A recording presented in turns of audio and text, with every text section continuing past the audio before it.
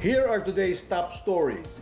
The Philippine economy grows by 6.1% in the third quarter of 2018. Malacanang defends the bidding process that resulted in the selection of the country's third telco player. The NBI looks into a possible connection between a militant lawyer's killing and the massacre of 9 farmers in Sagay. And garden attractions decorate this year's Christmas village in Baguio City.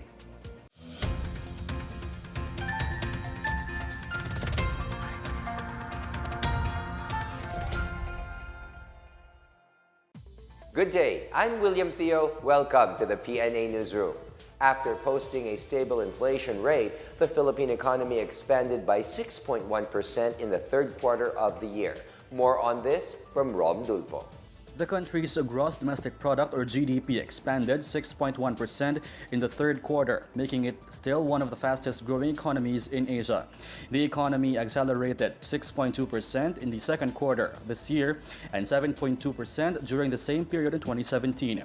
The Philippine Statistics Authority says services had the highest contribution to the overall growth in July to September, followed by industry. The agriculture sector, weakened by previous disasters, dragged GDP growth slightly. NEDA Secretary Ernesto Pernia says the economy has been growing at least 6% for 14 consecutive quarters already, which suggests the country is now on a higher growth trajectory. Pernia said the GDP needs to expand by at least 7% in the fourth quarter to achieve the low end of the government's target of 6.5 to 6.9% growth rate for 2018. For the PNA Newsroom, I'm Rom Dulfo. Malacanang is convinced that the bidding for the country's third telco player was done fairly and with transparency. Presidential spokesperson Salvador Panelo says the president maintained its stance not to interfere in government transactions. Panelo adds the disqualified bidders are allowed to appeal the decision. He says the entry of the third telco player is a welcome development for the public who has been waiting for a more efficient and affordable telco service. The current administration wants to achieve a genuine competition, a break in the telco duopoly, and better communication services. Foreign investments in the country doubled as the Board of Investments approved a total of 39.3 billion pesos worth of projects in the first 10 months of the year. The government cited continued confidence by the international community in the local economy. More on this from Miguel Hill. The Board of Investments approved 39.3 billion pesos worth of projects from foreign sources in the first 10 months of the year. The BOI reports that foreign investment pledges from January to October this year surged 156% compared to the same period in 2017. Indonesia topped the list of foreign commitments with 6.4 billion pesos worth of projects, followed by Malaysia, Japan, Australia, and China. Significant investments were also registered by firms from the United States, Italy, Singapore, and Switzerland. Overall investment approvals reached 516 billion pesos. This proves the continued confidence of the investing community on the Philippine economy and the policies of the Duterte administration. The BOI is working to breach this year's investment target of 680 billion pesos. For the PNA Newsroom, I am Miguel Hill. Wine lovers in the Philippines can expect more French labels in the local market. A delegation of 13 French wine producers and exporters met with local importers and learned more about the Philippines' growing market for wine and spirits. The business mission is part of Taste in France, a series of global professional wine tasting events organized by Business France. Taste in France brought together a delegation of 13 wine growers and merchants from the major wine regions in France. The market for fine wine, champagne, and spirits in the Philippines records a 7% current value growth, reaching 1.1 billion pesos in 2017. The new task force on federalism boosts the government's federalism campaign, and Malacanang renews its calls for better disaster resilience. More on these and other news around the metro from Benj Bondok. Communications Secretary Martin Andanal welcomes the creation of President Rodrigo Duterte's Interagency Task Force on Federalism.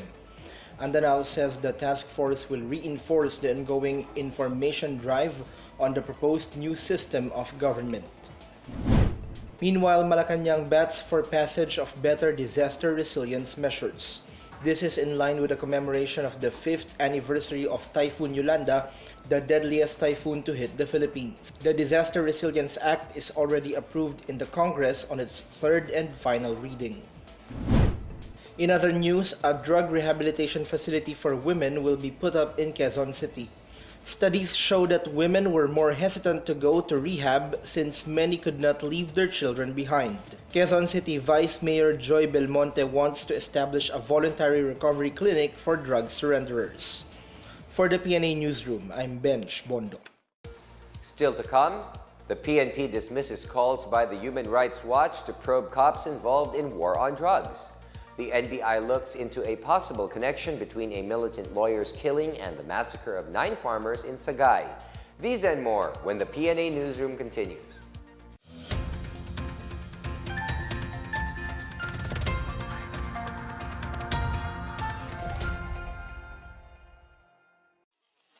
Ito ang Duterte on Duty.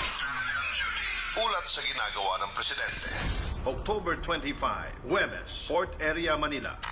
Dumalo si Pangulong Rodrigo Roa Duterte sa 117th anniversary ng Philippine Coast Guard. The fulfillment of your mandate to enforce maritime law, protect our maritime environment, and secure our maritime territories has contributed greatly in keeping our people safe from the dangers that may come at sea. October 27, Sabado, Negros Occidental. Makulay ang naging selebrasyon ng 39th Mascara Festival sa Bacolod na dinaluhan din ng Pangulo. October 29, Lunes, Davao City. Nag-courtesy call kay Pangulong Duterte si Chinese Foreign Minister Wang Yi. October 30, Martes, Lapu-Lapu City, Cebu. Maghiwalay na pinanumpa ng Chief Executive sina Ray Leonardo Guerrero bilang bagong Bureau of Customs Chief at General Isidro La Peña bilang bagong Director General ng Technical Education and Skills Development Authority o TESDA. October 31, Miyerkules, Cagayan de Oro City. Ipinamahagi ng Pangulo ang mahigit 2,000 Certificates of Land Ownership Awards sa mga magsasaka mula sa Northern Mindanao. Nag-iwan din siya ng mensahe sa mga miyembro ng New People's Army. Do not confiscate or seize or occupy ang yuta nga naay tag-iya. Ayaw ninyo nagbuhata nga naanay mga tenant inyong ilogon. Ako po si Secretary Martin Andanal at ito ang Duterte on Duty. Abangan sa susunod na linggo ang mga gagawin ng Pangulo.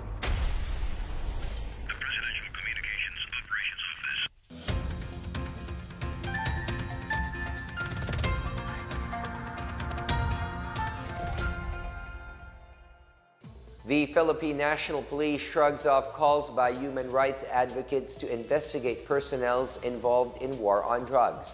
Human Rights Watch proposed a creation of an independent commission to investigate the involvement of police personnel in drug-related killings.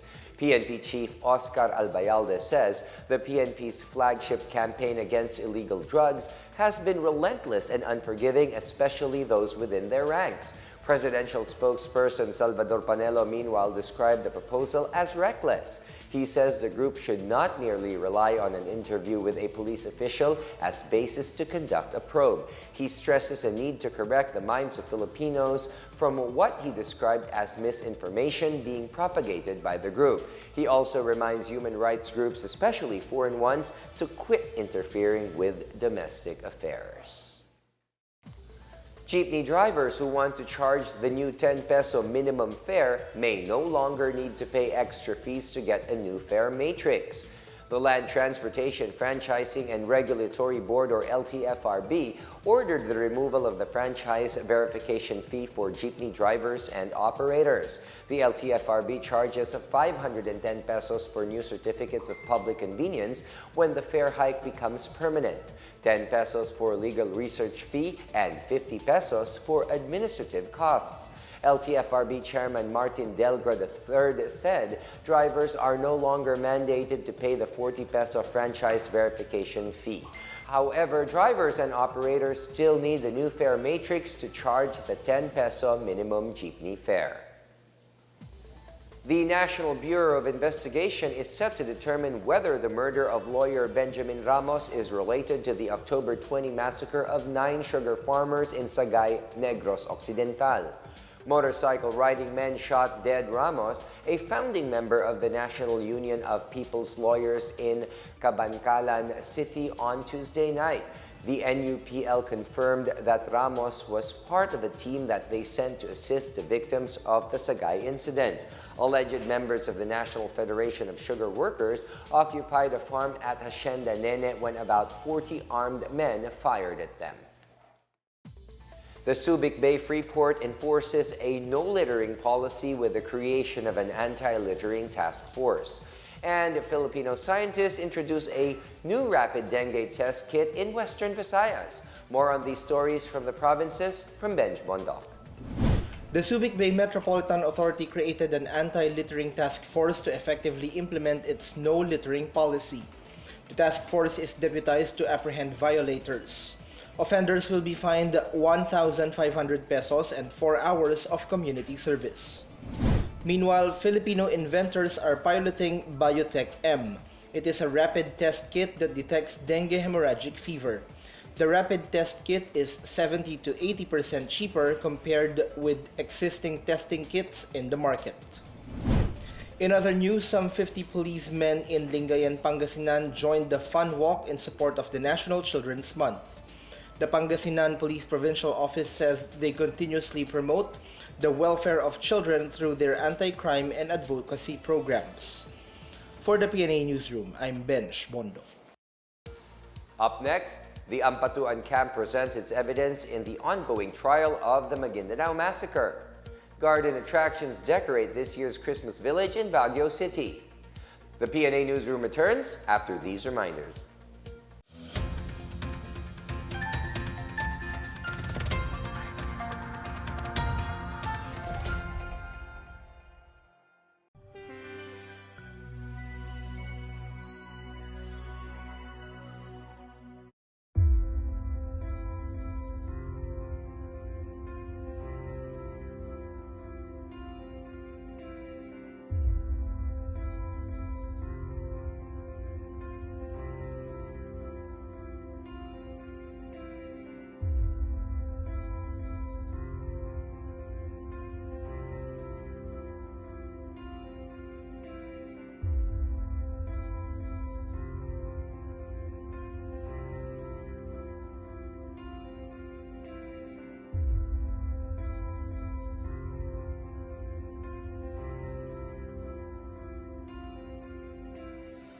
Visit sometimes a week before or days before nag-payout.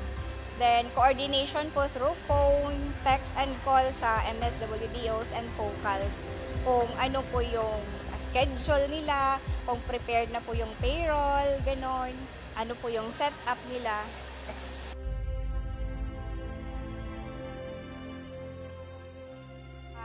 Matagal kami before makarating doon.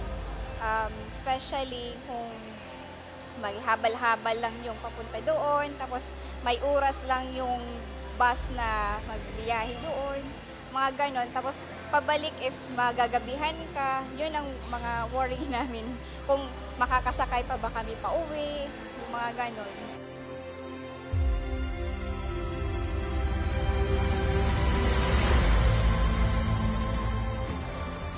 Nakakapag-antig ng puso ba na nagsiserve tayo ng mga senior citizens. Pag nakikita natin silang masaya na nakakatanggap ng konting tulong, parang naging magaan din sa ating loob. No? Parang fulfilled na po ako pag nakikita ko po yung mga seniors na masaya. Yun lang po.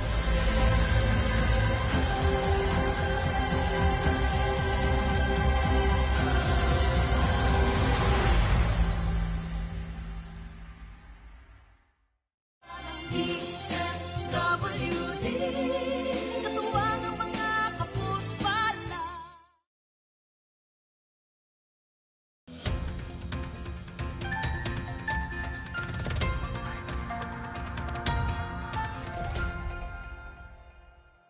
The camp of Datu Andal Ampatuan Jr. and his co-accused formally offered evidence before the Quezon City Regional Trial Court.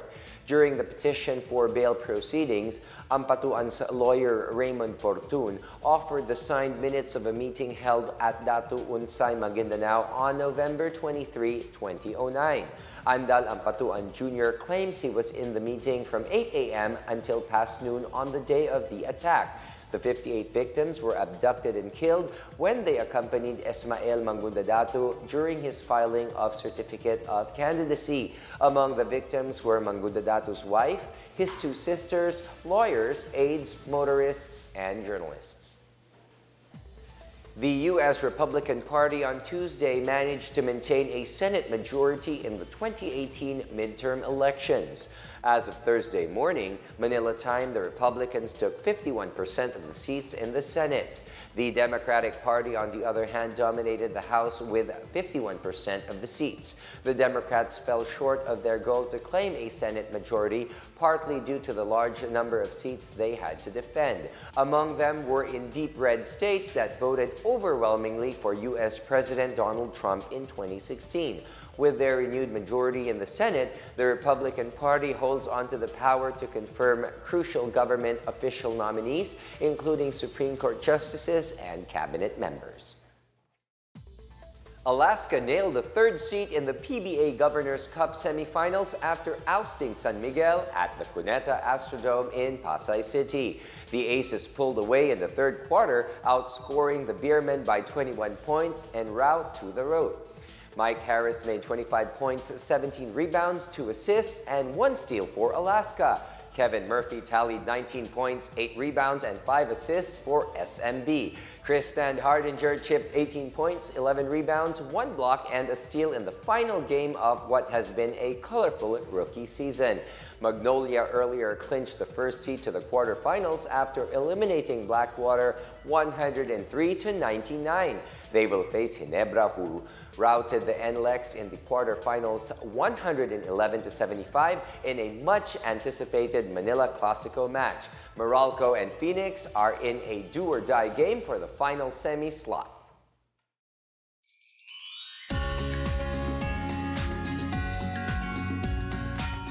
Christmas starts early in Baguio City with the opening of its famous Christmas village at the Baguio Country Club. This year, the Christmas village takes on a nature-inspired approach as it mimics the garden attractions in Dubai and Singapore. Here is the report from Maricor Zapata. The Baguio Country Club brings world-class attraction closer to Filipinos in its famed Christmas village. This year's theme is Santa's Garden, inspired by Singapore's Gardens by the Bay and the Dubai Butterfly Garden.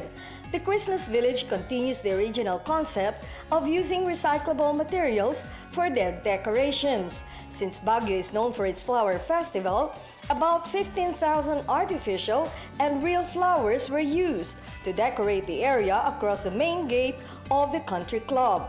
One of the main attractions is the snow machine, which gives enjoyment to kids and kids at heart, especially once it sprays out snow all over them. The Christmas Village opens on November 9 until January 6, 2019. It will be open 7 days a week. This year, Jolly Making time is longer, from 5 p.m. to 10 p.m. on weekdays and 5 to 11 p.m. on weekends. Proceeds from the operation of the Christmas Village are used to help the surrounding barangays and the Baguio Country Club's beneficiaries. For the PNA Newsroom, I'm Maricor Zapata.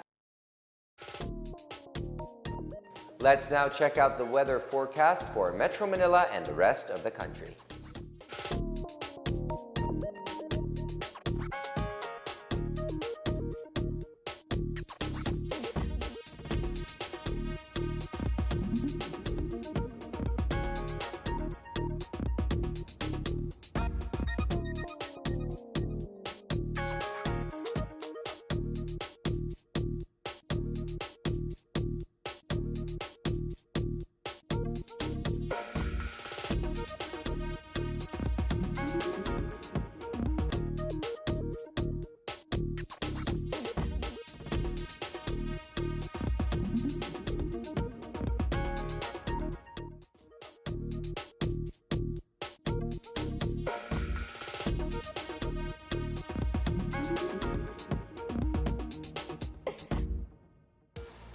Let's take another look at today's biggest stories. The Philippine economy grows by 6.1% in the third quarter of 2018. Malacanang defends the bidding process that resulted in the selection of the country's third telco player. The NBI looks into a possible connection between a militant lawyer's killing and the massacre of 9 farmers in Sagay. And garden attractions decorate this year's Christmas village in Baguio City. Thank you for watching another edition of the PNA Newsroom. To check out these and other stories, visit the PNA website or follow the Philippine News Agency on Facebook and Twitter. For more stories about the government and how it serves the Filipinos, look for these hashtags in all of our social media platforms and websites. And we have 47 days more to go before Christmas. And that's your daily dose of the latest news and information that you need to know. From the PNA Newsroom, I am William Theo. Good day.